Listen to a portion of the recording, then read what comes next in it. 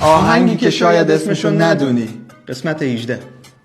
تصویر من از این آهنگ اینجوریه که یه سری موجود فراتبیعی یا شاید فضایی افتادن دنبالم، دارم میدوام.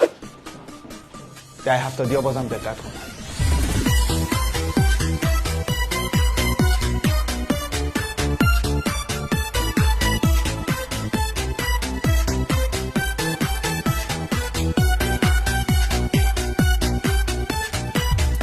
سبک آهنگ ترنسه ولی نمیدونم هارد ترنس حساب میشه یا نه. مربوط به سال 1999. نمیدونم چه کاری بود چون سال قبلش اومده بودن همین آهنگو ساخته بودن با اسم استارت نیو گیم. اما چه کاریه؟ نمیدونم شاید صدا سینسایزرش فرق کرد. ولمون کن.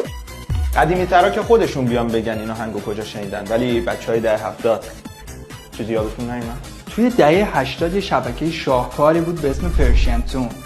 یه انیمیشن پخش میکرد به اسم فینیس و فرد. آهنگ تیتراژش رو روی این موزیک خونده بودن.